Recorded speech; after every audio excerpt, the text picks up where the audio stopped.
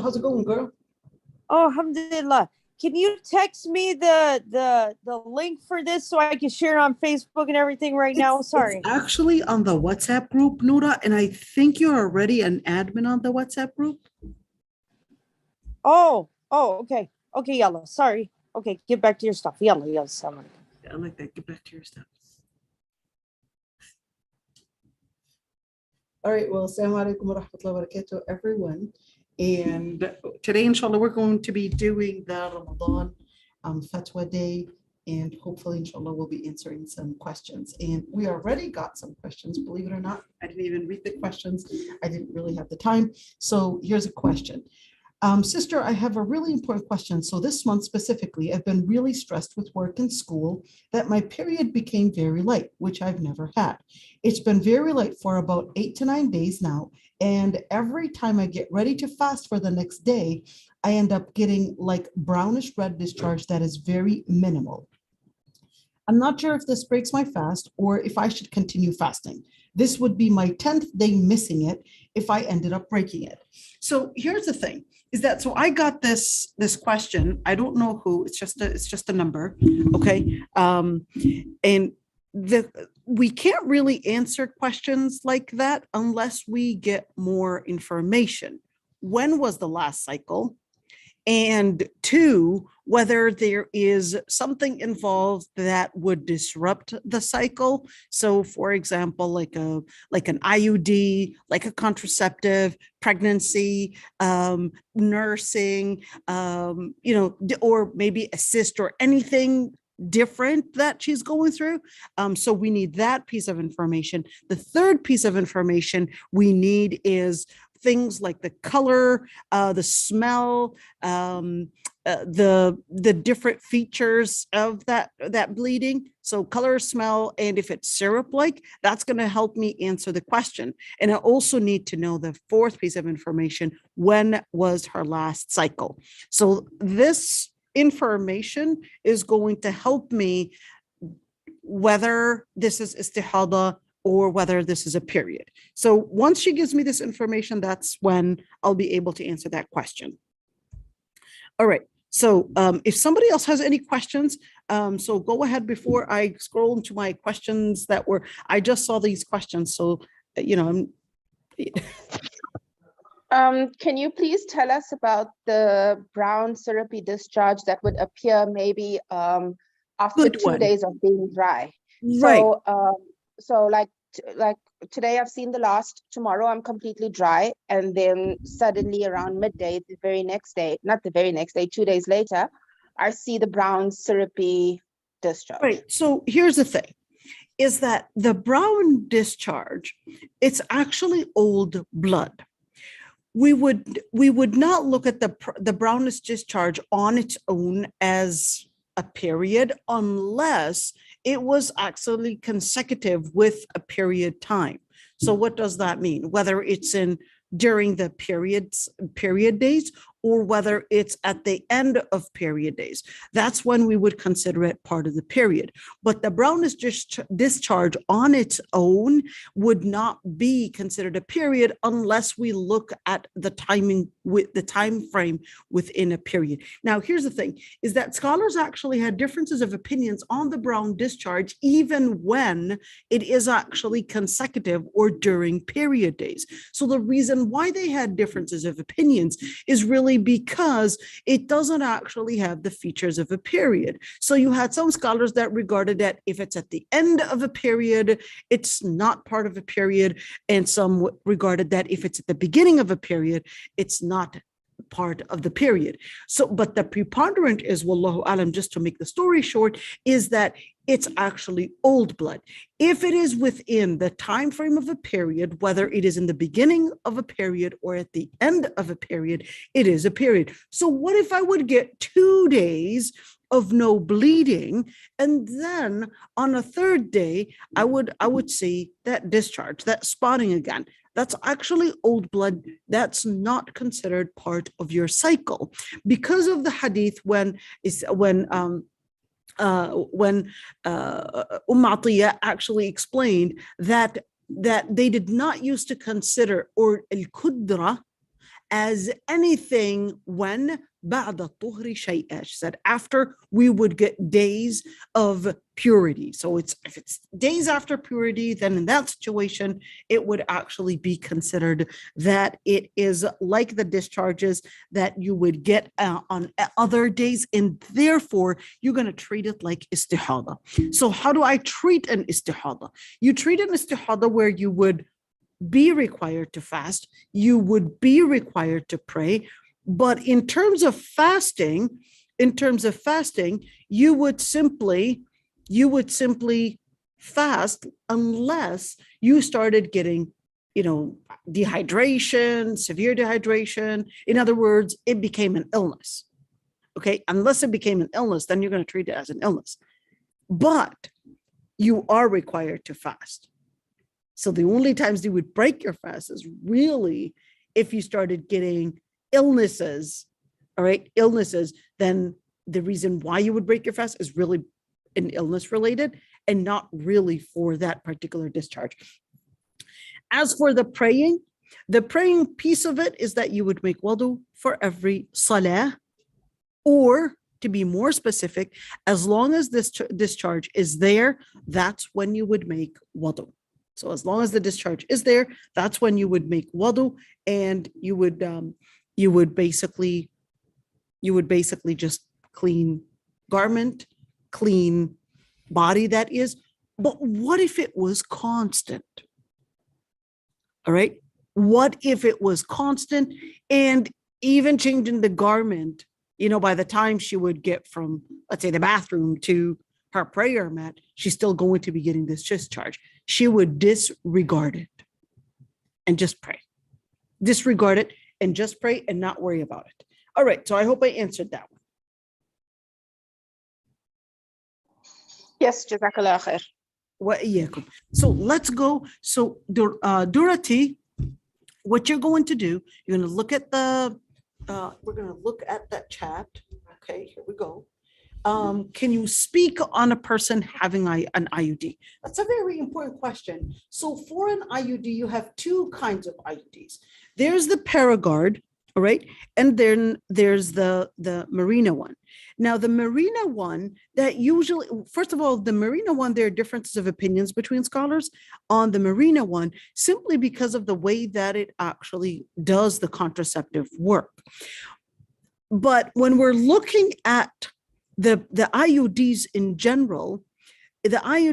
general, when you would see that it's basically preventing pregnancy, all right? So what usually happens with the Marina one is that the sisters would, in the beginning, get lots of bleeding. And then because the Marina one has hormones in it, it basically stops gradually, the sister will stop having less periods, but sometimes she will get spotting. So what does she do with the spotting that she's getting, even though she has the Marina IUD?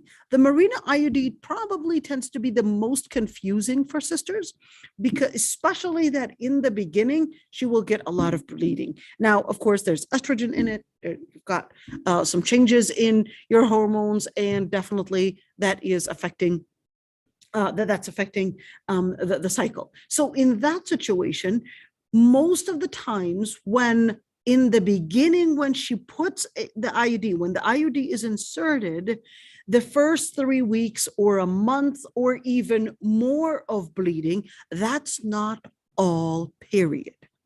That's an istihada. So when do I consider it a period? You're going to take 21 to 28 days. You're going to take approximately 6 to 7 days. Or if you had a regular cycle from before, you're going to consider those days of your regular cycle as, okay, let's say 5 days of a regular cycle that you used to have. You're going to consider that there every 21 days, I've got 5 days of a regular cycle. So do I just choose randomly? Not quite. You don't choose randomly. If you're capable of looking at the texture and able to identify when is a period and when is not a period, that's when you're going to consider your tool number one, which is identifying based on texture. So what does the texture look like? The texture really is identified in 3 different ways. Number 1, the smell. Number 2, all right, so number 1 is the smell. There is, let's call it, a different odor. We all recognize it. Number 2 is that it's a darkish, blackish red bleeding. Number 3, which is basically how the flow of it. It basically is like a syrup thing. So even when it goes into the toilet, you could see it going like a syrup, like a heavy syrup. Unlike the istihada type of bleeding, when it drips into the toilet, you could actually see that it was more of a dye that pretty much disseminated within the water. So how do I treat the Marina IUD? Most of the bleeding, in fact, the standard rule is that every bleeding is supposed to be a period unless proven otherwise. All right. With the Marina IUD, the situation is different. It's going to be istihada unless proven otherwise. All right. Unless proven otherwise. So what do I do? Like I said, you're going to look at the texture of it. Then of course you're going to say, well, the days that the IUD was inserted, because anyways, they'll insert the IUD at the end of your cycle. You're going to say, okay, those are my period days. And then based on the number, then the rest of that bleeding, you're going to treat it like istihada. All right. Now, once you hit 21 days, then you're going to stay on the lookout to see any changes in the texture that is showing the type of period. Now, the Paragard IUD is different. The Paragard IUD, you would get regular cycles on time. It's normal. And it should be easy. It should be easy to spot like any other day. Now, the same thing, you're going to use the features. You're going to look at the texture, and that texture is going to tell you if it's a period or not. So, it has the difference between the two is that the Paragard, you're going to consider it a period unless proven otherwise. But the Marina, it's an istihada unless proven otherwise. You see it? So that's for the IUD. All right. The kudra is the word outside a period. No, the kudra in the hadith, where she said that we did not used to consider kudra, that is outside of a period. In other words, outside of the days of a period, as anything to mean as something that prevents from salah, and the word kudra actually means anything that is not of a clear color. All right. So what does that mean? It's more into the brown area. All right. There's the sufra and there's the kudra. Those are 2 different words that are mentioned in the hadith. The sufra is the yellowish discharge, not the white cervical mucus. Okay. The sufra is basically a combination of the menstrual bleeding plus the different fluids inside your body. So that's why if the sufra is still consecutive with the period days, not before the period, but after that is at the end of a period, then you're going to consider that sufra, that yellowish discharge, which is a combination of cervical mucus mixed with certain fluids in the body that are still part of a period. So if it's consecutive with the period days, you're still not finished. All right. The kudra is actually the brownish discharge that we talked about, which is old bleeding. All right. So and change the pad. Yes, and change the pad if you're capable of doing so. But if changing the pad doesn't really do much, because anyways, you're going to start getting more and more bleeding, don't worry about it. Even if it's a lot. And scholars actually had differences of opinions on whether the the istihada bleeding or whether it's najis or not. So just heads up. All right. So just heads up. So here's another question.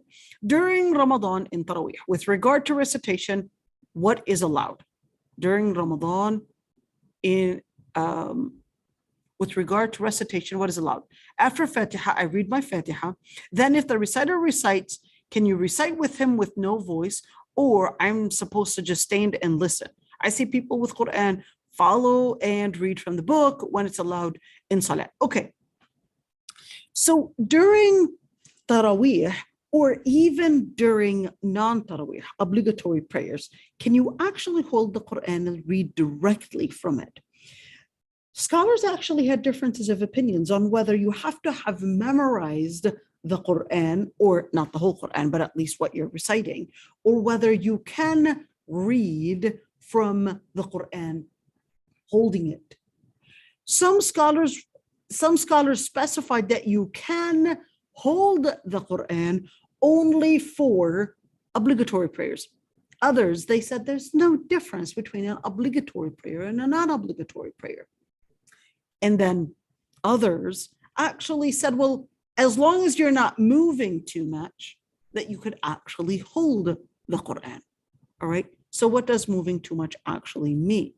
All right. What if I'm just, stagnant? I'm just standing and holding the Quran like this. Okay. I'm really not moving. All right. So, but here's the thing is that when you actually look at, like, let's say I had a stand and I put the Quran and I'm reading from the Quran that's on the stand and I'm not even moving. I'm just reading the Quran with my eyes. Can I actually do that? Preponderant ruling is that yes, you can. And that was actually the Fatwa of Ibn Uthaymeen as well, in where you can read directly from the Quran, whether you were the Imam or whether you were not the Imam and you wanted to follow along the words. Because anyways, you're really reading the Quran. So whether that was Taraweeh or whether that was an obligatory prayer, you can read directly from the Quran. It's best always, al-khuruj min al-khilafi awla. It's best to stay away from the differences of opinions between scholars. So it's best to read from your memorization, what you had memorized, but that is also a considerable opinion. All right, let's go for another one. So just to make it clear for those, let's see. Does inhaling cooking spray invalidate the fast? It's very thick cloud of vapor. And I sometimes imagine that I not only smell, but taste the cocoa flavored vapor. Sorry if the question sounds too silly. You know what? Believe it or not, I can even cook the food and taste the food just by looking at it. But I can even taste the food just by looking at it. So that would actually be a very valid question. It's not a silly question. So generally speaking, if something is vapor and you are not, let's say, inducing that food, you're not putting it in your mouth, you're not actually wanting to eat it, then in that situation, it was involuntary. It doesn't break your fast. All right. It doesn't break your fast because you didn't induce it. It's not like you opened your mouth and started, let me taste my cocoa right around me. So that would not be a fast breaker. Quran in Arabic and English, not. Okay. So here's the thing is that if we say Quran, what we mean by the Quran, it is actually the words that were revealed on the Prophet ﷺ that is in Arabic. The translation is not considered a Quran, but is actually considered an interpretation. So can I read the interpretation while the Imam is reading the Quran? It's best not to, because then you are getting distracted away from the actual Quran. All right, then you're distracted away from the actual Quran. So what should I do? What if I wanted to attain khushu' and all that? Would be a good idea to probably get get yourself prepared, which ayat they're going to be reading, probably get, the Quran in Arabic, and probably just go over the translation beforehand. And if instead of reading the translation, just putting fast notes so that you could consider. What I mean by fast notes doesn't have to be like full sentences, but for example, speaking about the sky, etc. And that's why it's really important to actually take the time and study. I do have a whole series on the 80% most of the frequently used words in the Quran. I actually have it in a full series on YouTube, and you can actually watch that. And I promise you, if you practice that, there's just 14 videos, and then you would go over those videos, take notes, and you got to do your homework and study that. I do have the PDF on there, memorize those words, and I promise you, you're going to be able to understand a lot of what you're reading. I've had kids that are 8-year-olds, just by attending that class, they were able to translate a lot of the Quran. And we were doing that in just a couple of classes. All right. And let's see. Here's another question. My dad passed away and had not fasted last Ramadan because of his diabetes. Do we have to make up his fast or pay on his behalf? You can pay fidya on his behalf, and you can actually make up the fast on his behalf too. Why can you make up the fast on his behalf? Because the Prophet ﷺ actually said, "Man mata wa alayhi qada, sama anhu waliyyu."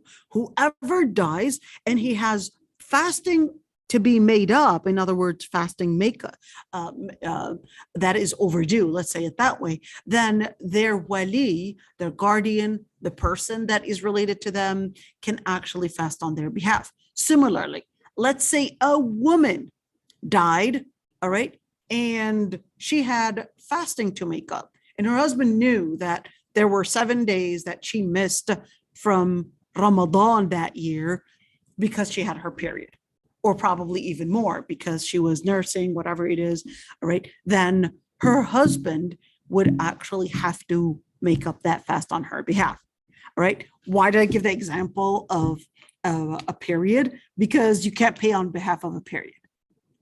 So in that situation, the husband would be obligated, look at that, loyalty. You would be obligated to fast on her behalf and make up the fast on her behalf. Now that's beautiful. All right. As for the fidya, how much of fidya do I actually pay? So for the fidya on behalf of your father who was diabetic, so in other words, he was permanently ill and had a chronic illness right there. So he would pay approximately $10, $50, $11 per day. Right? So $333 US dollars, if we're talking about US. So if somebody is in a different country, that would be a different, a whole different category. So let's see, YouTube channel. Okay.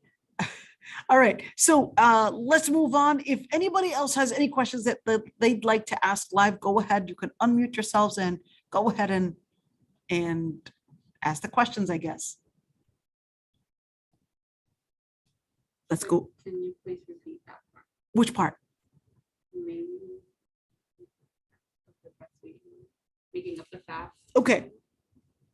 So if a person, there are two ways for making up Ramadan.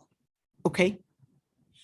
One way is by making it up literally, fasting instead of that day. But that's not for everyone. And another way is paying the fidya. What is the fidya? The fidya is basically when you pay or you feed a needy person on behalf of that day, the missed day. But not everyone can do either or. So the people that can have the fidya option, all right, are the people that have a chronic illness, or the people that have a chronic reason to not fast. Old age. They can't fast right now. because of their old age, their body is too weak. All right, that's forever. A chronic illness means forever they're not going to be able to. Diabetes. We don't know of a cure for diabetes. They're going to be diabetic for the rest of their life. They're going to need that insulin. So in that situation, we would say fidya is your option. Now, the third one to actually have fidya as an option are breastfeeding or nursing and pregnant women. Now, just to note, not all scholars agreed that nursing and breastfeeding women have that as an option. All right, just a note.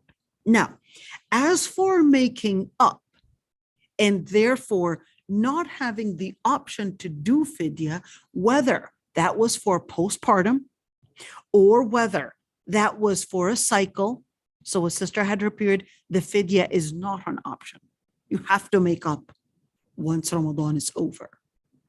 3, someone that had, let's call it a temporary illness. So what does that mean?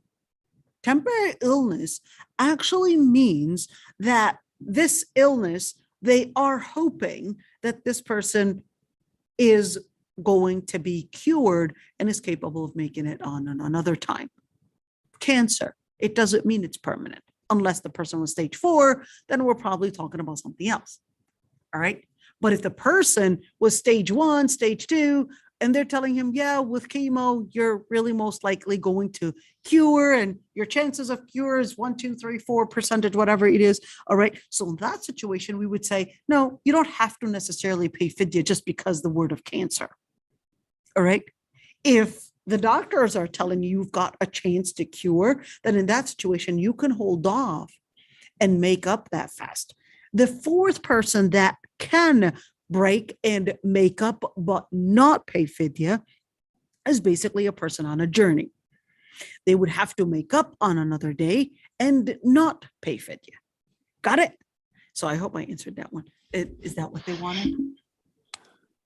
Can I just clarify the first one? There is an opinion that exists that a pregnant or breastfeeding woman has the option of fidya. So I did for the option for the breastfeeding women, there are actually 4 different opinions regarding that. And the reason why the differences of opinions regarding nursing women and paying fidya is not necessarily because just the scholars themselves of a hadith, where the Prophet ﷺ actually said in the hadith that that Allah subhanahu wa ta'ala had actually taken off shatr as-siyam, and he said al-murdi' wal-hamil. Now here's the thing, is that the differences of opinions are not only between scholars, but are even between the Sahaba themselves. You had 4 differences of opinions.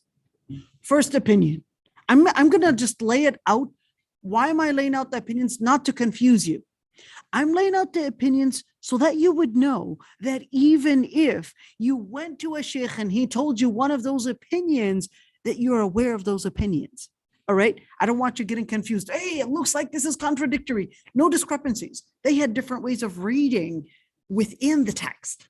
All right. I'm going to lay out those 4 different opinions just so that you would know that, yes, one sister told you that she asked the sheikh and he gave her this opinion. The first opinion said that no, she has no choice but to make up. The second opinion differentiated between a woman that is pregnant and a woman that is breastfeeding. And there's more to those differences. And some went and said, no, there's more details, more explanation to that. Was she worried about the baby or was she worried about herself? Third opinion actually said, no, she has the option to make up or to pay fidya. The fourth opinion said, no, she only has the option to make up only. And the reason why, they said, because it is exactly like a person that has a temporary reason. A person that has a temporary reason is supposed to be based on the ayah. فمن كان منكم مريضا أو على سفر فعدة من أيام أخر. Whoever is ill, that is temporary illness, or on a journey, then they should do it on other days. So they said they share the temporary part of it, then therefore they would share the ruling, the final ruling relating to it. So what is the preponderant ruling out of all of these? Well, all these opinions are valid because even the Sahaba had differences of opinions regarding that. So if a sister said, well, I want to pay fidya, and it's really hard for me to fast 60 days, 30, let's just assume 30 days of, let's say postpartum, all right, or 40 days of postpartum, but let's say it was Ramadan. That's what happened to me. I had my baby on the 27th of Ramadan, Laylat al-Qadr. So that made me postpartum 40 days, all right, 30 days of Ramadan. And then I was nursing. And when you're nursing a baby that is a newborn, you're definitely going to be dehydrated. So what are you going to do? You're going to need the fluids. You're going to need that hydration. So what should I do in that situation? You can actually consider that option. But here's the thing. Remember, Sister Sharon, but remember, if we're talking about postpartum, the option for postpartum is not fidya. It's actually to make up. All right. But the option for nursing is for differences of opinions between scholars. You see it?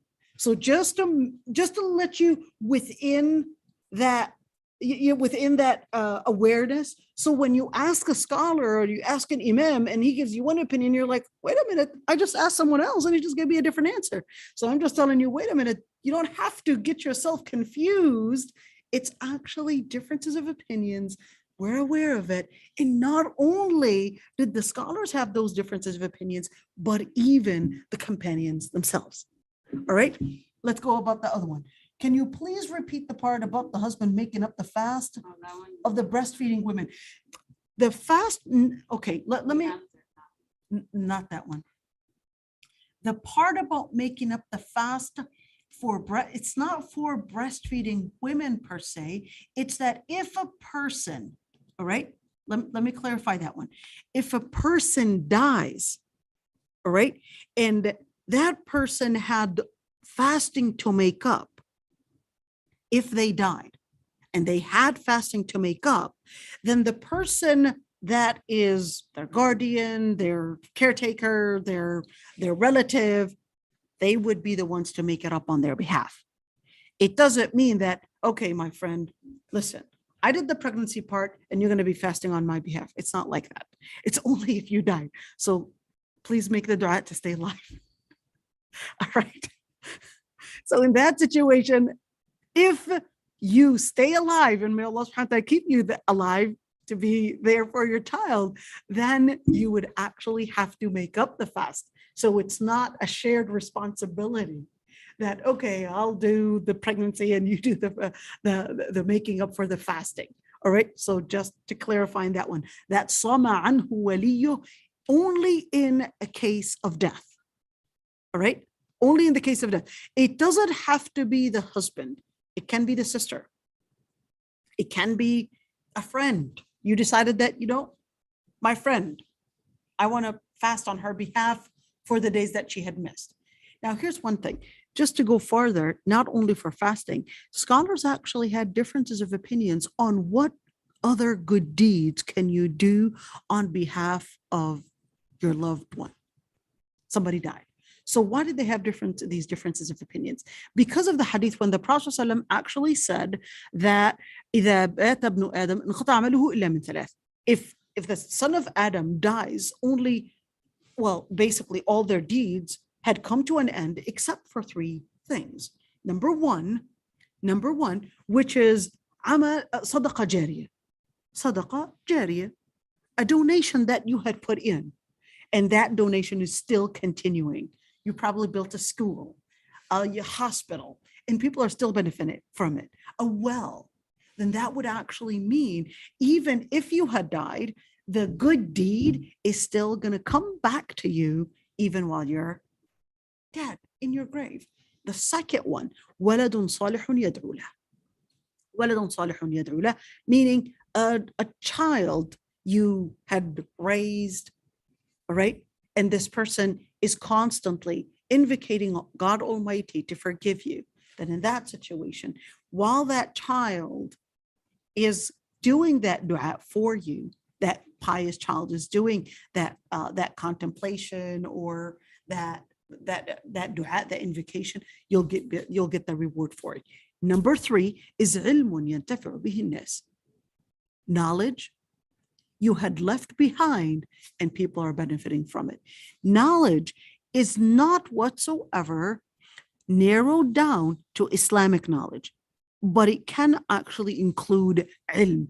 The word ilm is actually indefinite in the wording of that hadith, which actually includes every type of ilm. So let's say people are still benefiting from a theory you had discovered in physics, all right?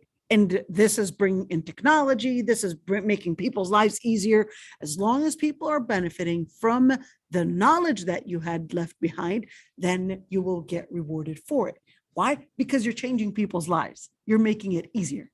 All right. So in that situation, this will be a deed. Now, is it only to these 3 items, or can it also include other good deeds that I could do on behalf of someone that is related to me? Why did they have differences of opinions? Because one of the women, while the Prophet ﷺ was actually making Hajj, she came to the Prophet ﷺ and she said, Inna ummi nadarat an tahujj. But she died. My mom made an oath that she would do pilgrimage, but she died. Should I make Hajj on her behalf or not? So the Prophet ﷺ responds to that, and he says, what if your mother owed someone money? Would it be your responsibility to pay that person back? And she said, yes. He said, then then the Lord Almighty's debts are more worthy to be paid. Your mom, she made that oath to do the pilgrimage, do it on her behalf. Do it on her behalf. That's how you would be loyal to your parent. Now, the other thing is that how expansive can it go? Can I read Quran on behalf of my loved one? Can I make istighfar?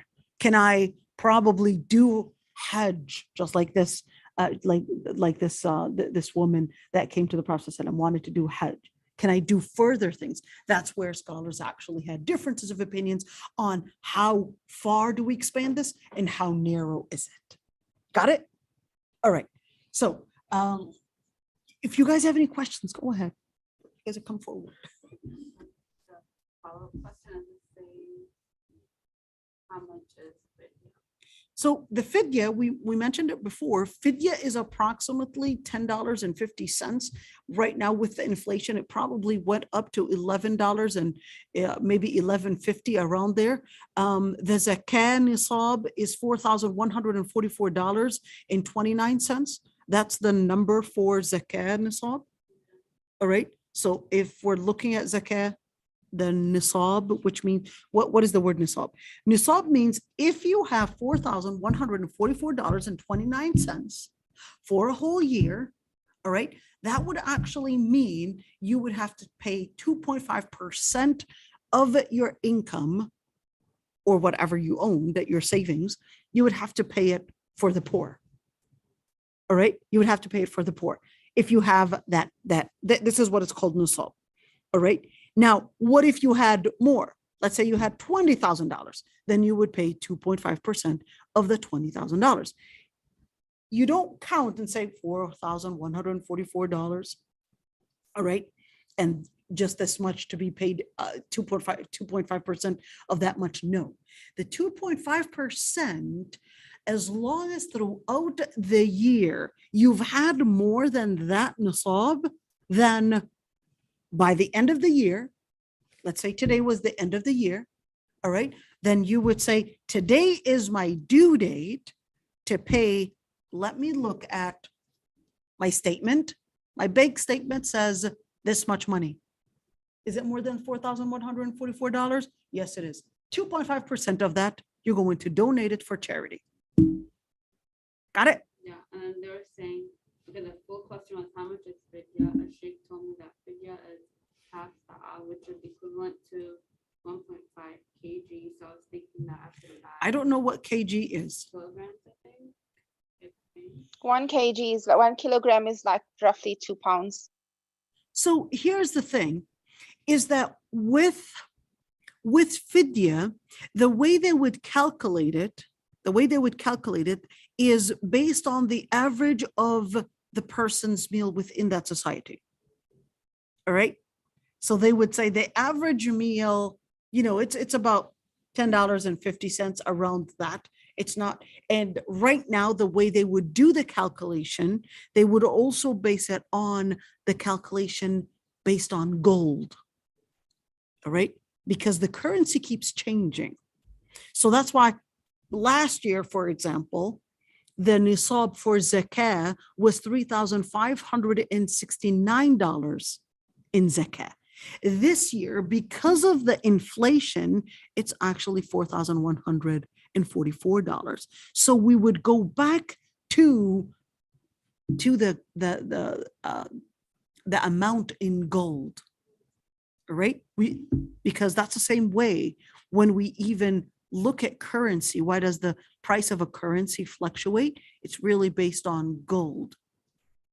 All right. So I'm just going to give you now the easiest way is that you could actually Google zakah calculate, and you've got a number of different websites that will calculate. You'll put in how much gold you have, how much you have in stocks, and how much savings you've got, etc. And then it'll give you the number, and based on the currency that you want it. So it makes it easy for you. Makes it really easy. All right.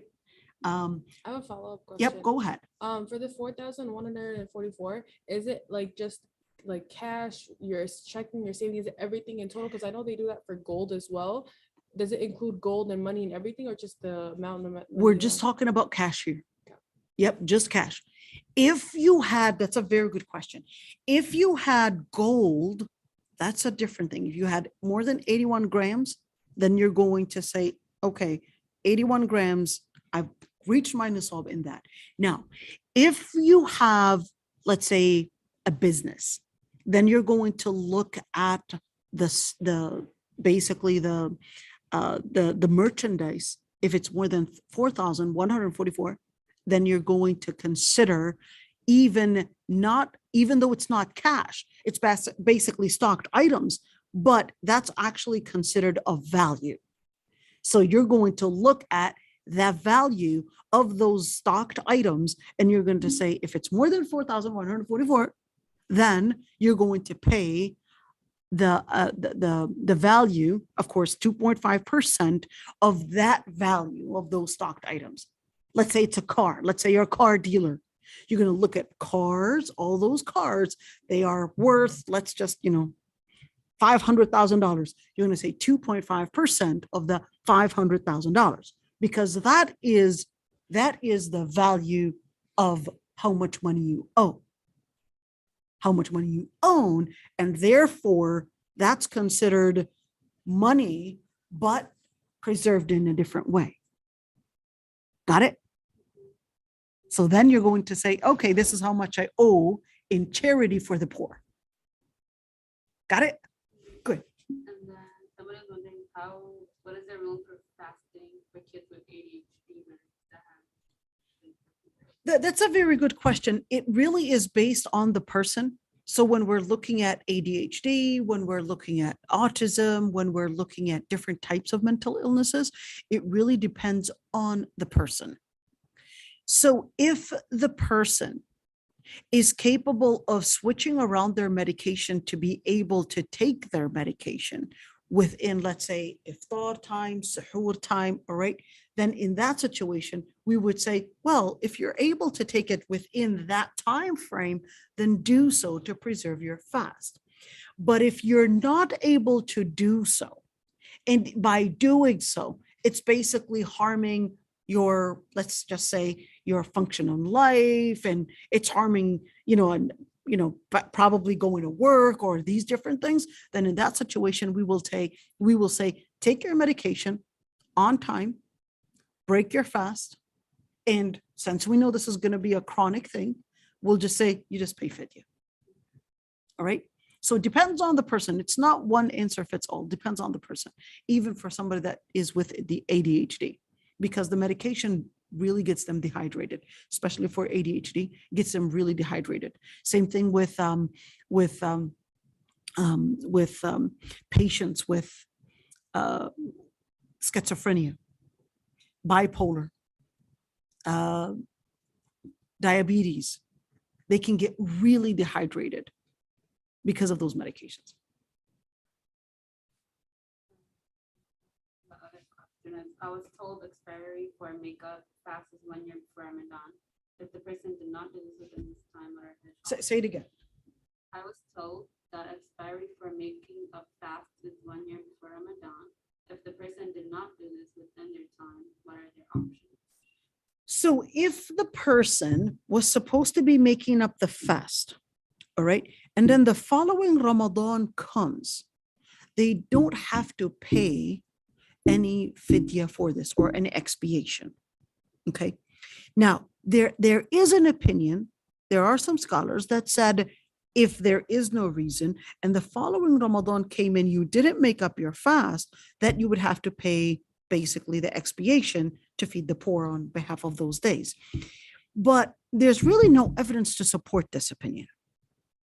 What is left? The person is held accountable for letting the second Ramadan come and not do the fast that they were supposed to be making up, but nothing to pay on that behalf. Got it? So nothing to pay on that behalf, just making up. And when of course, if the other Ramadan came, so once Ramadan finishes, just make sure that you do it as soon as possible. All right? What if the parents are of different faith? Could we do anything on their behalf? So if a person is of a different faith, there's no fasting required on them, no zakah required on them, no pilgrimage required on them. That's lakum dinukum waliya din. They have their faith and you've got your faith. You can't fast on their behalf because that's not even required in their faith. So you can't fast on their behalf. There's the only thing that you could do on their behalf is really visiting their friends, visiting their family. That's the most thing that you could do. Being kind to their relatives or even the family or friends that they used to be friends with. So even if it's, let's say my grandmother, all right, she had friends that she had a priest friend at the Church of Holy Sepulchre that she would always go to, and he was a very dear friend. We would many times go and visit that priest until he died. But visiting their friends is one way, just to remind you of the warmth that they were actually sharing with you. So it's bringing in the loyalty. All right. So that's the most thing that you could do. And in the end is that you cannot force them to practice your faith. The ayah was really clear. There's no compulsion in religion. That's it. La ikraha fi din. All right. I think you kind of answered this one, but say, what if someone has missed 3 Ramadans from breastfeeding? Say it again. What if somebody has missed 3 Ramadans from breastfeeding or pregnancy and it just keeps accumulating? Yeah. So in that situation, I would really say the option of paying fidya is really a very good option for that sister, because which is basically feeding poor people. On, in other words, you could even give it, according to Madhab Hanafi, you can even give it in cash, probably, a charity website, or giving, I don't know, money for the people in Africa or whatever. Then in that situation you can actually pay on behalf of those days. I know that there are scholars that say otherwise, but it's a lot easier said than done. A lot Sorry, which easier said. particular sister are we talking about now? that has The this option? the sister that had like 3 missed Ramadans, for example, to make up because of nursing, pregnancy, and etc. And then she's, it's starting to add up, and she's probably going to get even more kids if she's Somali or Palestinian. So, right? Right? Is that the same with Guinea? Yeah. Okay. So there you go. So in that situation, that opinion is actually a valid opinion. You can take it in consideration. Let's say it that way. You can take it in consideration. Hey, it's not just scholars that said that, but even Prophet's companions. All right. You don't want to be too strict and say, no, it's only one opinion. No, you can't do that. Loosen up. Even the Sahaba had differences of opinions. If the Sahaba had differences of opinions, the Prophet's companions had differences of opinions regarding this matter. Why narrow it down to just one opinion? Fil amri saha. And this is when we say, when scholars have differences of opinions, it's actually a mercy. Not everyone can actually handle fasting like everyone else or like other people. And especially if it's a mother, it's not the same for everyone. What you're capable of doing, someone else cannot do. Another question. Somebody answered this, but maybe your clarification. They asked, can we split our zakat and give it to different causes? You can split the zakat and give it to different causes. That's absolutely fine. But zakat is only paid for 8 different areas. All right, 8 different areas. Number 1, the people that are considered fuqara. What is a faqir and what is a miskin? The faqir is a person that doesn't have basically enough to eat, drink, and pay their rent, etc. In other words, they're poor and they don't have their basic needs. A person that is a miskin, they do have those items, but they're barely making it. Many times their paycheck is probably, behind. They might have had their car damage or something, and then they're behind on a lot of different things. Okay, that's a miskin. And of course, number 3, المؤلفة قلوبهم. New Muslim. She's basically struggling.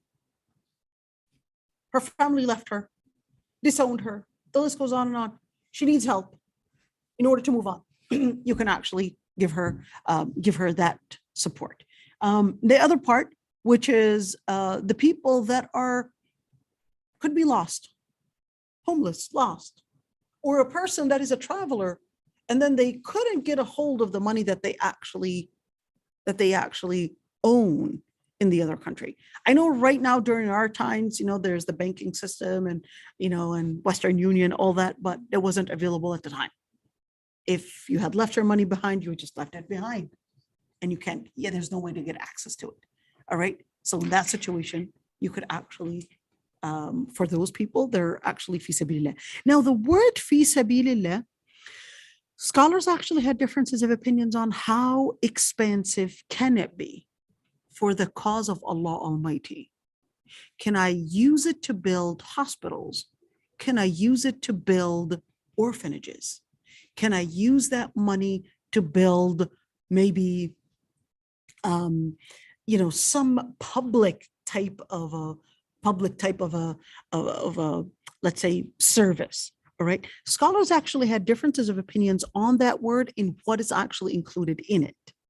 Because the word fi sabilillah was a very vague term, was a very vague term. It doesn't really explain much. But here's one thing, is that majority actually considered that you cannot pay it to build an Islamic center or a mosque. All right, that's a different donation. Zakat is designated mainly for the care of people. All right, not centers, not, public places like that. But if we're talking about orphanages, or probably a place for homeless, shelter, etc., that is part of it, because it's basically part of what is caring for the people that are needy and the people that are poor. So zakat is designated for the care of people, whether that involved building a shelter or putting in food or paying rent for them or giving them clothes. That's part of it. All right. This one says if one pays a fidya because they were about to either be pregnant or breastfeeding, do they still have to make it? No, according to some scholars, yes, like the Maliki scholars, for the Malikis, they actually differentiated. So Malikis, we've got a Maliki right there. You are a Maliki. You're from Guinea, right? No, Nigerian, you're still considered Maliki. So Malikis, you guys are Shafi'i, all right? So Malikis are pretty much the African areas, Western Africa. Those are Maliki. Shafi'i, those are the Somali. All right. Hanafi, those are going to be the Asian countries. All right. Those are Hanafis. All right. So without you recognizing, it basically blended with your culture. All right. So now for the Malikis, if you ask a scholar from your country, for example, they'll actually tell you that no, there's a difference between a breastfeeding woman and between a nurse, what's it called, a pregnant woman. All right. So for the fidya, that is a considerable opinion to pay instead of fasting. Got it? So it is a considerable opinion. Like I mentioned, even some of the Prophet's companions have actually said that opinion. All right. Are we finished with the questions? There was one that just says if I'm saving to pay exam fees over a few years, do I still need to pay the cost? That's a very good question. If you have payments to do, that is, in other words, you are in debt. If that debt is, you've got a certain number that you can pay, you can't pay more, all right? Then in that situation, you will be required to pay zakat.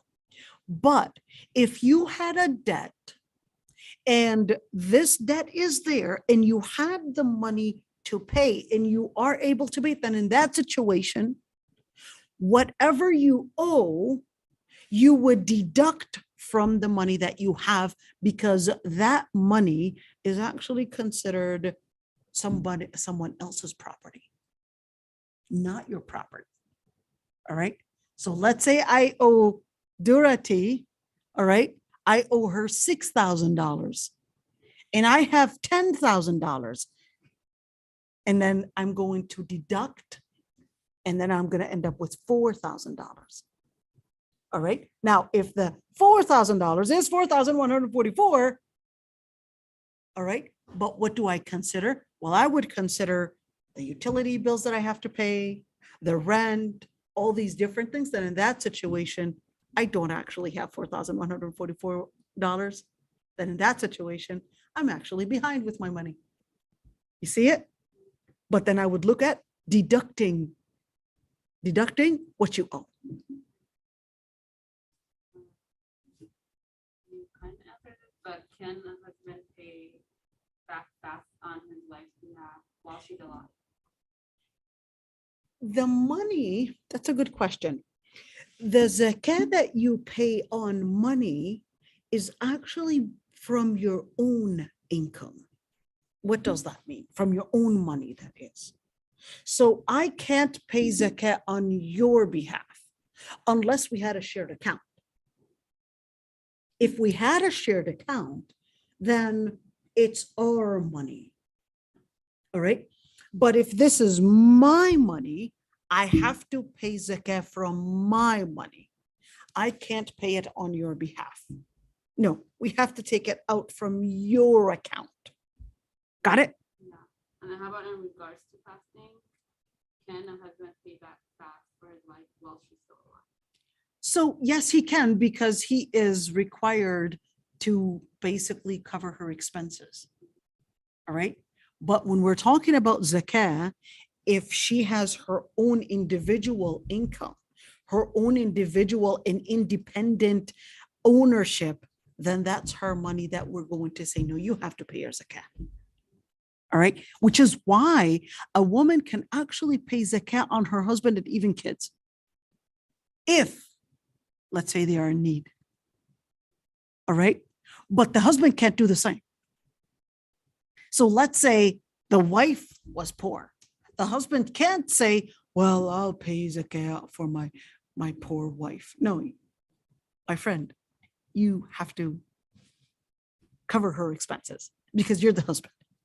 All right. But if the wife was rich and the husband was poor, she can actually pay zakah to her husband and cover the expenses because he's not her responsibility. Got it? Because he's not her responsibility. Is that all the questions? Yeah. Woo-hoo, alhamdulillah. You guys have any questions? Are you sure? Go ahead. Don't be shy. There's a hadith that says women in Islam get more ajr praying behind closed doors of their own home. So I'm just wondering if that's up to date with like Tarawih, like if we wanted to go to the masjid and pray Tarawih and stuff, like would we get less ajr than praying at home? So here's the thing, is that when we actually look at the situation, all right, the hadith is definitely up to date. It doesn't become expired, all right?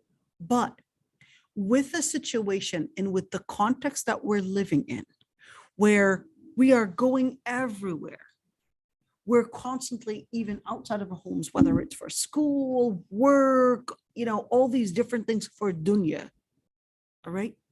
And to actually say, no, when it comes to salah, we prefer that you would stay home. I would say this needs revision because the fitna is big, all right?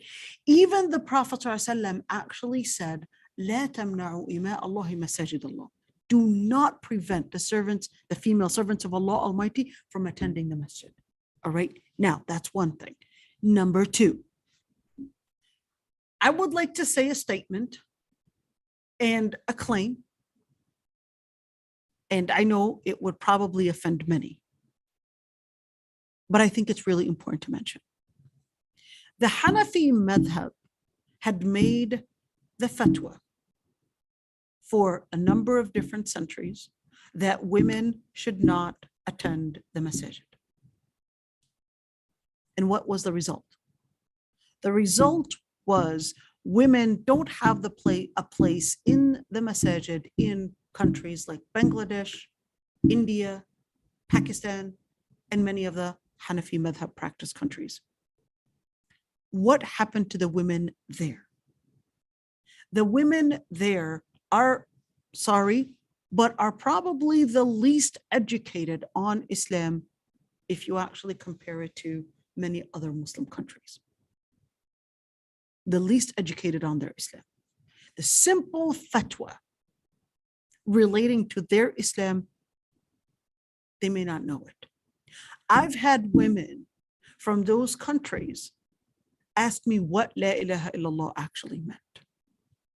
Right now, secularism is invading those countries, and we're seeing doctors, we're seeing lawyers, we're seeing accountants, and the list goes on and on in those countries.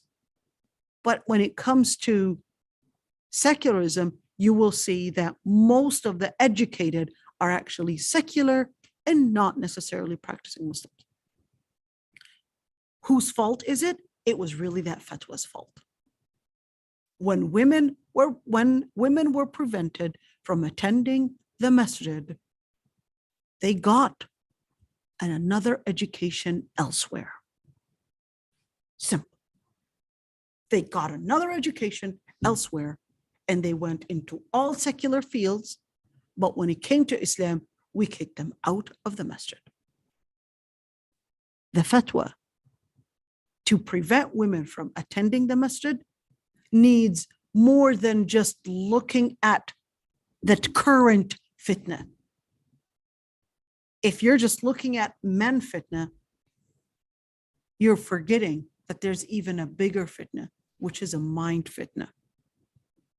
If the women don't have access to the masjid, if the women don't have access to learn their Islam, then they're going to be an easy target for all the misconceptions out there, for all the fitan out there, for all the trials out there that they're finding everywhere. So in that situation, when we look at al-hukmu ala shay' far'un an tasawwurihi, whenever we need to make any religious decree, we have to understand the context that it is in. The context that it's in right now is that we're seeing fitan surround Muslim men and women and children from all around. And when women attend the masjid, that's creating a spiritual circle, that's reviving her deen, that's reviving her knowledge about the deen. So definitely go to the masjid. Absolutely go to the masjid. And even if it means, yes, we need an AC in our area, we need it cleaner in our area, we need to do this, create your circles. I'm not saying fighting, because we definitely don't want to bring any fights to the masjid, but I'm saying, hey, when they see women, when the boards are seeing women are actually really respecting the area, deserving the area, they will be considered. You will be considered once you prove your presence. You will be considered once you prove your demand and your concern. And mashallah, every year we would have the Somali girls, all right, winning the Quran contests. What is that telling you? They're actually on the top. Did they put in more questions? 46 new questions? Somebody says, do I have to pay the zakat with my orphan siblings?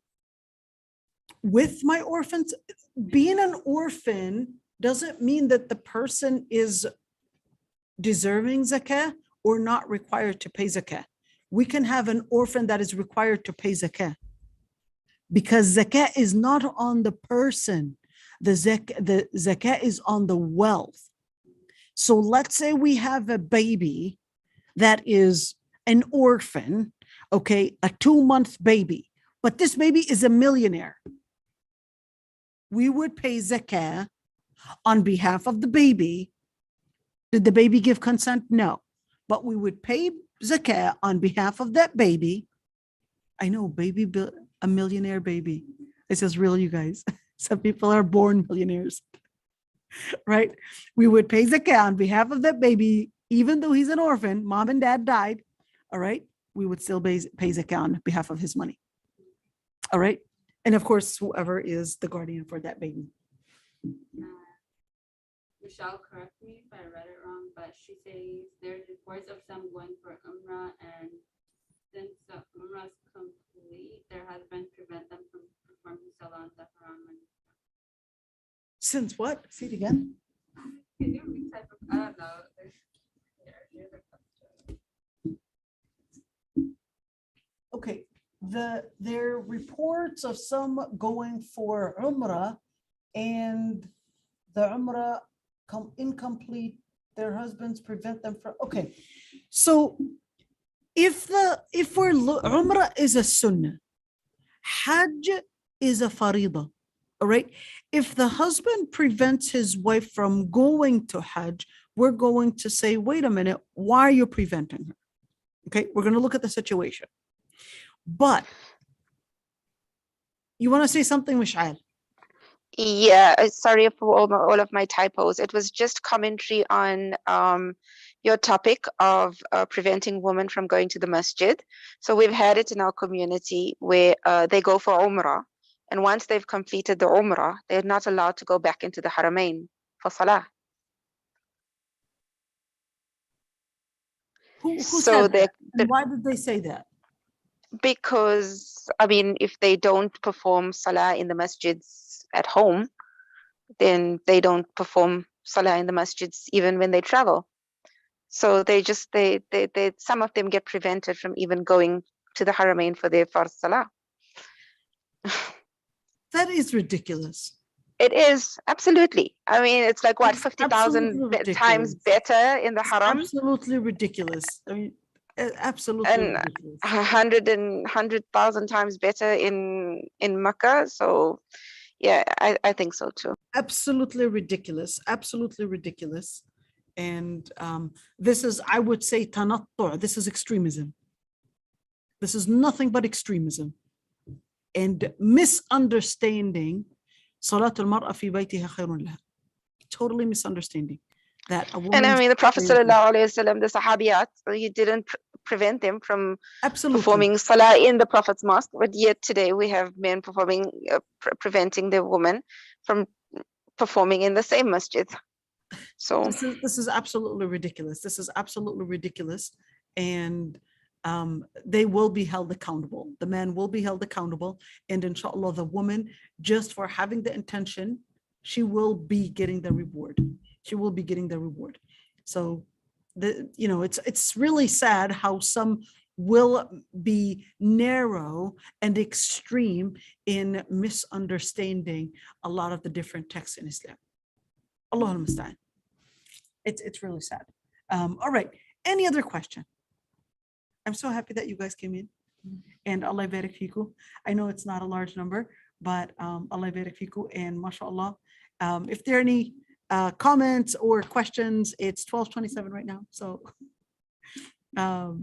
be happy to listen. Go ahead, my dear.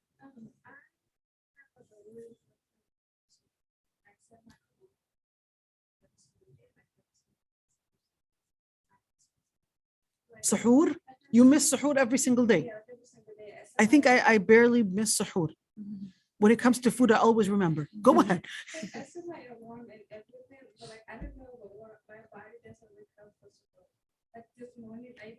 Well, suhoor is actually a sunnah. You don't have to wake up for suhoor. But at least the fajr doesn't know. Well, the fajr, you do wake up for fajr, but not the suhoor, right? Oh man.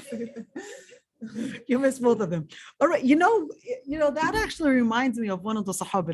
For if you missed Fajr, all right, one thing you want to probably sleep early. I know it's hard if you're praying Isha at around 10ish, 11ish, it becomes really hard. I know during my high school years, it was so hard for me to wake up because I would wait for Isha at around 11.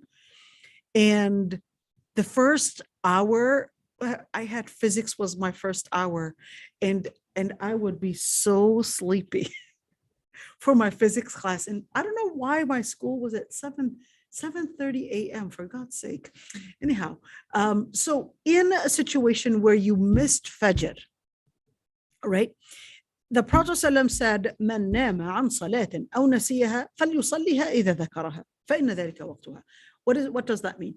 Whoever oversleeps any prayer, all right, or you forget that prayer, especially once we're done with our cycle or postpartum, many times we can forget, all right, then فَلْيُصَلِّيهَا إِذَا ذَكَرْهَا, then you would pray it whenever you would remember. When you would remember, you would pray it, all right? So in that situation, if you woke up and even though you did all the necessary things to help you wake up, whether it's, putting the alarm clock, trying to sleep early, not sleeping on a full meal, etc., then when you wake up, just pray it then. There's, speaking of trouble waking up, there was actually a Sahabi that had trouble waking up. That Sahabi is Safar ibn al-Mu'attal. His wife came to the Prophet ﷺ and she said, "My husband doesn't pray, and my husband doesn't," and she started complaining. So the Prophet ﷺ said, "Bring him over to me, Safwan." And he said, "This is something that we've had from father to grandfather. In other words, it was a genetic disorder that they had. It was some type of a genetic disorder that preventing them from being able to wake up on time and perform their things. They had some sort of a, who knows what it is scientifically, all right? Some kind of a sleeping habit. They were more night people and couldn't wake up in the morning. Now, the Prophet ﷺ tells him this hadith: if you oversleep a prayer, or if you forget it, then pray it when you remember or when you wake up, because that is its time. That same guy was the guy that the Prophet ﷺ utilized because of his sleeping disorder to be the person that would be on the lookout after the army goes. So that person would be the person behind them, making sure that no one was left behind. Who was one time left behind? Sayyidah Aisha, looking for her necklace that she had dropped. So she sleeps and she's waiting because she knows Safwan ibn Mu'attal was going to be coming on the way, because he's the guy that was usually making sure no one was left behind for some reason. So she just said, I'll just wait. And then he just, what does he do? La hawla wa la quwwata illa billah. And then offers her to sit on the horse until they get to Medina. That's Safwan ibn Mu'attal right there. So, yep, you'll have these things that were within the Sahaba too. You had some women that also had bleeding disorders, like Zainab bint the women of Jahsh, and a number of different women. They had bleeding disorders, sleeping disorders, and some, different. They were just a normal society, just like ours. All right. Any other thing? Okay, I have Go two ahead. questions. Mhm. For the first one, it's about praying. So basically, like if you miss, for example, let's say you're at work, you miss Duhur, and then your intentions are to pray with Asr, but you end up missing it, and then Maghrib comes around to break your fast, and you miss all three prayers. Because I know someone that does that currently, like because of work and everything, but they pile up all their prayers right as soon as breaking your fast time comes. Does your prayer count? Like I know you still have to pray your salah because you can't miss your prayer at the end of the day. How does it go about for that? Because I don't know. I know it's not forbidden against, but I hear from different sheikhs It's about actually haram to delay the prayer except for an urgent reason. All right, because the ayah actually said inna salata kanat ala al-mu'minina kitaban mawquta, which means that prayer is prescribed within designated certain times. Now, to delay the prayer or to put it, combine all the prayers for one time, it's actually haram unless there was, let's say, an urgent matter, an urgent reason. And the person has to advocate for themselves. So even within work, they have to advocate for themselves that I would like a 5-minute window, all right, to pray, let's say my salah, 5-minute window. And it's really important that even when you advocate for yourself, don't lose your right by wandering around or going on the phone, etc., and saying, well, I advocated for myself. No, you're actually losing your rights that way. All right. You want to say something? Nope. All right. I'm just taking notes. Sorry. Yeah. I have Oh, another go ahead. question. Okay. So just being intoxicated in general is haram or whatever. Like you Right. can't smoke, it's Mhm. forbidden, and everything like that. If you're in the month of Ramadan and there's because I know someone, they asked me this question yesterday actually. They used to smoke currently every single day, and the month of Ramadan comes, so they try to reduce it, but it became a habit to them that they continue to smoke, but they're still fasting. Would their fast still count, and how does that work in general for that? Because I know you still have to fast, but I heard some sheikhs tell me that you can't fast, your prayers won't come, you have to wait till 40 days your system is clear. Oh, I see what you're talking about.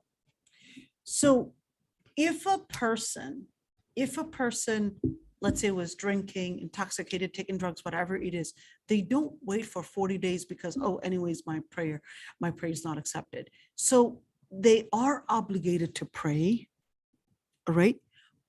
And even during those 40 days, make tawbah and start right now, right? Make tawbah and start right now. So what about that hadith? This is talking about the blessing. not the actual fard itself, the blessing. So pray, and inshallah subhanahu wa ta'ala will accept your tawbah, even within any time. Allah subhanahu wa ta'ala says, Inna Allah la yaghfiru an yushraka bihi wa yaghfiru ma duna dhalika liman yasha. The Lord Almighty does not accept the forgiveness, or does not forgive those that associate partners with the Lord Almighty, but forgives any other sin. Make tawbah. Repent to Allah subhanahu wa ta'ala and start a new start and keep going. But don't stop and say, well, my prayer is not accepted for 40 days. You never know when you die. Remember the man that killed 99 people, topped it with 100? It's the same thing.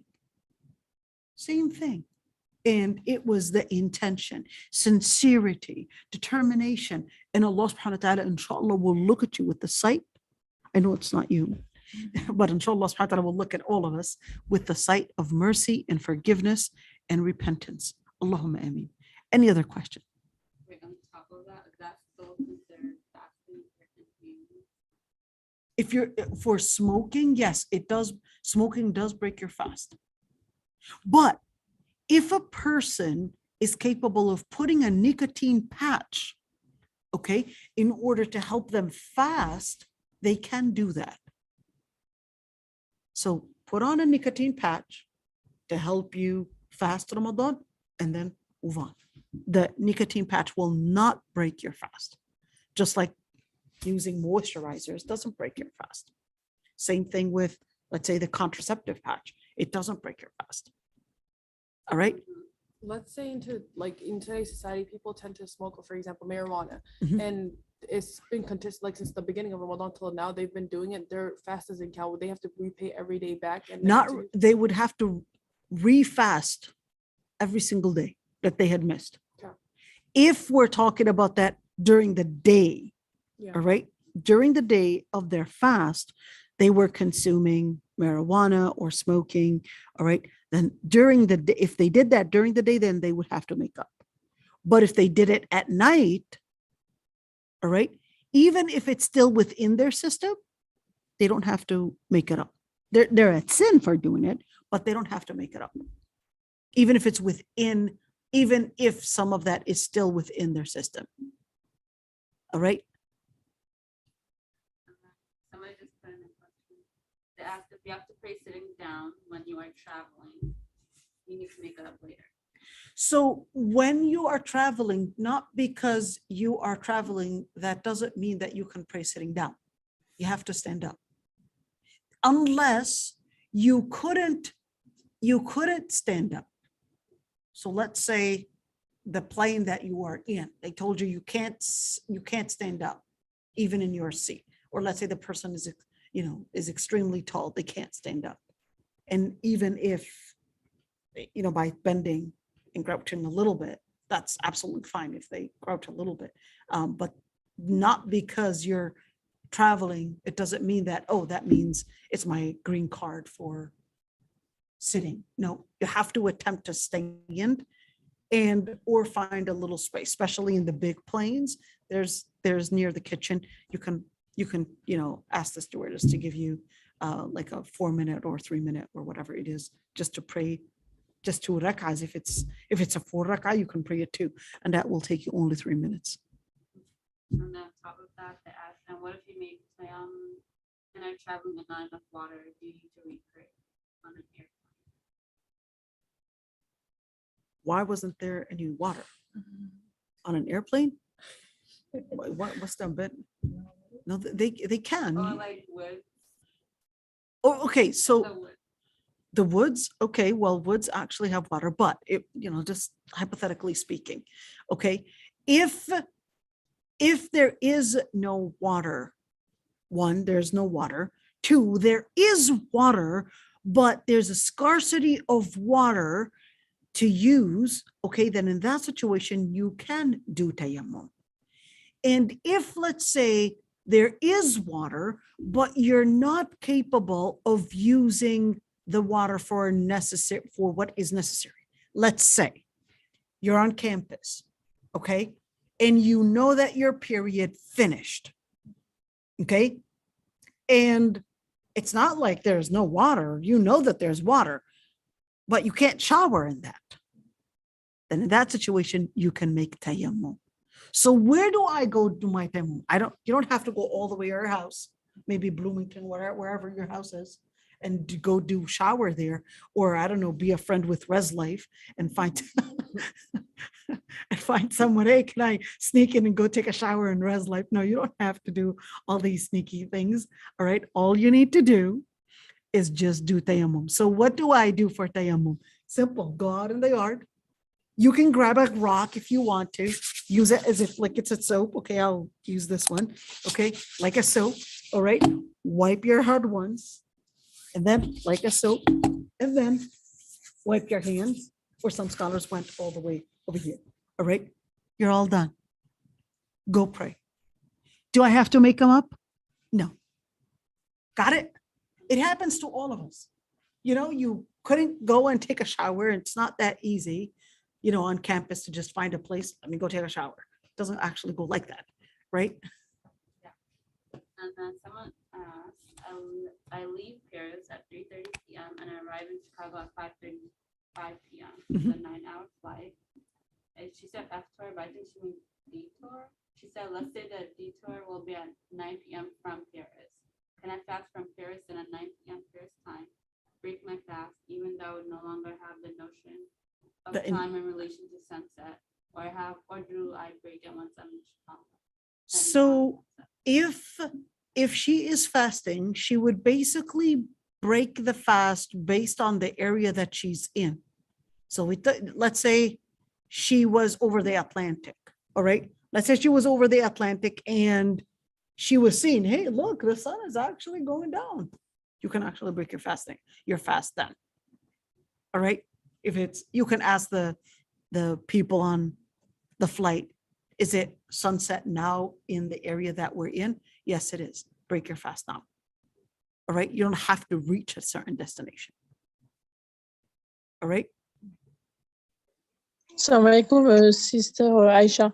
Sorry, but really get your answer, because I'm asking because, you know, have the time flight. And when I leave Paris, will be not the same time in Chicago. So should I count? So what you consider is not the timing based on the place of the place of departure, but you would consider based on the timing where you are currently in.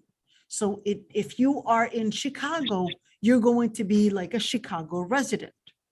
You're not going to be basing it based on Paris or Charles de Gaulle or whatever it is. All right. You're going to base it based on the place that you are in now. All right. So where you came from, it's irrelevant. It's irrelevant. Now it's Maghrib. Now, all right. This is your iftar in the area that you're in. All right. So you're going to use your app and really see, oh, when is, I don't know, if I'm in Frankfurt or wherever it is, I'm going to see when is iftar for this particular country that I am in right now, regardless of what country you came from. Oh, okay. I get it. Even if it's a couple hours. Yep. And the best thing that I would advise, just to get you out of the confusion, when I'm when I'm traveling, I always break my fast. It's a rukhsa. It's a lot easier, and you need to be hydrated. And as women, you know, you want to make sure that you don't want to get dizzy in the middle of the way, and be strong. And hey, it's a rukhsa. Yes, but if I break my fast, I should repay it. Don't we always end up? Don't we all always, as women, end up having days to make up? One day extra it's not going to make a difference. Right? We always, I mean, we're talking about every 21 days. Some sisters end up getting their cycle twice a month. Okay. Right? Yeah. I'd rather for the day that I'm traveling that I would be alert and, you know, and able to move than actually end up dizzy. It's enough having the motion sickness. Right? I mean, that's okay. All right, everyone. So inshallah, we will meet next time. Now, April 23rd, mark your calendar. We're going to make a huge event in the ballroom, inshallah. Kaltun Karani is coming. Inshallah, invite your friends. And we're going to be doing iftar and taraweeh in the ballroom, inshallah. Family and friends. Yeah, yeah. Email family and friends, inshallah. So inshallah, please market it as much as you can. We already told the MSA, we're already working on more and more marketing. Go ahead, my dear. Is Tarawih necessary? Like, I know it's for me. Tarawih is not necessary. It's an extra qiyam. Because like for me, like I always play like this is what I play first one. I always have You should come to our masjid. Masjid al-Rahim. Masjid al-Rahim. Really easy. It's in Brooklyn Center. And we have a lot of people from Nigeria, Guinea, Mali.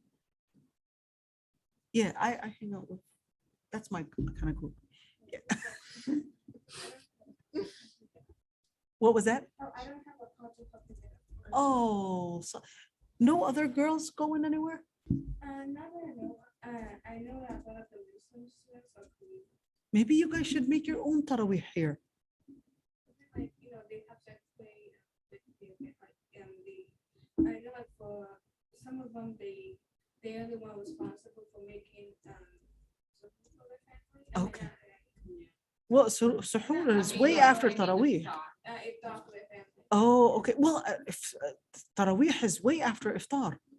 So maybe just, designate an area just so that you guys would commemorate, 1 hour, maybe at, I don't know, 10:30 p.m. We're just praying for half an hour, 1 hour. Wallah, it's worth the world.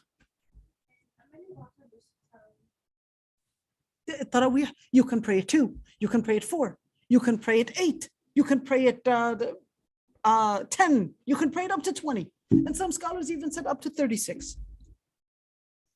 Yeah, and for you to read Quran, hold the Quran, by all means. Hold the Quran and read directly. Don't miss it. Make your own congregation, with Wallah on campus. Wallah, it's worth the world. It really brings in a spiritual revival when you're actually with friends and when you're, with Wallah, it has a special spark. A special spark, Wallah. Try. Adding on to that, if you're praying, like for example, let's say you get your own group at school and do tarawih here, and it's all girls, can a girl read out loud to lead the whole prayer, right? Yes. Okay. Yeah, and that's what we're having. And have you memorized all the Quran? Lots of it. Inshallah, we're getting there. Inshallah. Inshallah. For the event, do you think it's possible to stream the lecture? The lecture portion, yeah, inshallah, we're streaming the lecture portion. Yeah. I wish we can give them food, sneak it. Hey, I can show you the food. Right? I can show you the food. The food is, inshallah, it's going to be good. Inshallah. We got grilled chicken. I'm just going to remember roughly.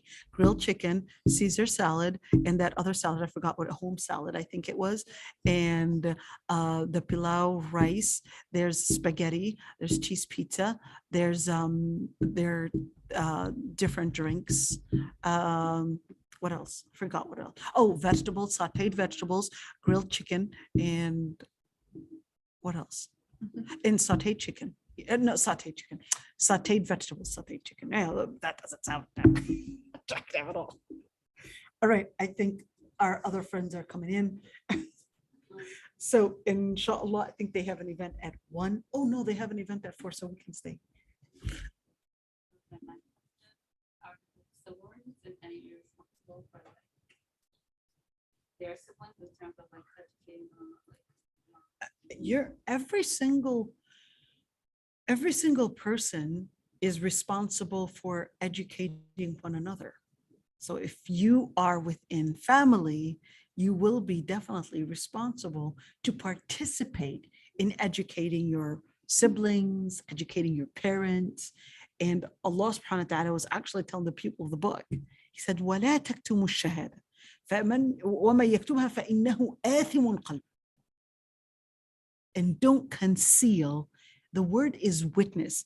but it was actually a metaphor to mean knowledge. All right. Don't conceal knowledge. You have to participate in educating, bringing awareness to one another. All right. Any other questions? I have a question. Go but ahead, it's my all- like it's off topic of Ramadan though. That's okay. I'm cool.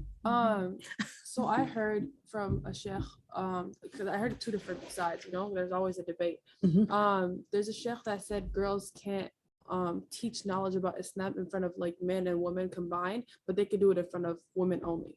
And then there's other scholars or sheikhs that say that girls can do it both ways, but it can't be like either online, it can't be in person or anything like that. I don't know too much on it. I just recently heard it. So can I get your aspect on it? This is more of a cultural thing than anything else. Yeah. The reason why, let me explain why this whole debate thing. Allah subhanahu wa ta'ala says, وَلَا تَخْضَعْنَ بِالْقَوْلِ فَيَطْمَعَ الَّذِي فِي قَلْبِهِ مَرَضٌ. And don't be lenient in your voices so that the ones that have illnesses in their hearts may take advantage of you. But if we would just leave at that ayah and take it from there, we have a problem. Let's continue the ayah. وَقُلْنَ قَوْلًا مَعْرُوفًا. And say what is good. And say what is good. So that actually leaves it. If the sister is actually giving good talk, whether that was in front of men or whether that was online, the ayah says, وَقُلْنَ قَوْلًا مَعْرُوفًا. So if she's delivering speech in a good manner and giving good talk, then it should be part of وَقُلْنَ قَوْلًا مَعْرُوفًا. If we omit the part in where the ayah, well, فَلَا تَخْضَعْنَ بِالْقَوْلِ. If she's not being and practicing khudu' bil-qawl, in other words, she's, flirting or she's probably being lenient with her voice, then if she's saying qawlan ma'rufa and there's no khudu' fil-qawl, this is actually considered part of what? Part of al-mu'minuna wal-mu'minatu ba'duhum awliya'u ba'd. يأمرون بالمعروف وينهون عن المنكر. Allah subhanahu wa ta'ala says the believing men and the believing women are supporters of one another. They will order for what is good and prohibit for what is bad. So what is the most way that we can order for what is good and prohibit for what is bad? It is in speech. That's in speech. So whether she was in a parliament or whether she was on TV, or whether she was giving a dars, or whether she was giving a physics class, or whether she was asking a question, hey, do you have 5 pieces of cookies for sale? What's the difference? So I can go to a Subway and see if they have the great chocolate chip cookies there, and I can ask that question, but I can't sit on a podium and actually say, قال الله وقال رسوله. You understand what I'm saying? Yeah. And that's where you could see the culture has a lot to do with it. In where the culture, it's like, no, we can't have women talking. It's not always the case. That's really not understanding al-ahkam al-shar'iyya based, the Islamic rulings based on the legal maxims. If I can say, can I have 5 cookies for a man that's not a mahram to me, and you prevented me from saying قال الله وقال رسوله, well, you definitely didn't understand the whole idea, right? If I can say this here and then I can say this there, what's the difference? Just the place of where I'm sitting. I'm wearing my hijab, right? Just the place of where I'm sitting. The length of the talk, is that the difference? What if I wanted the length of the talk?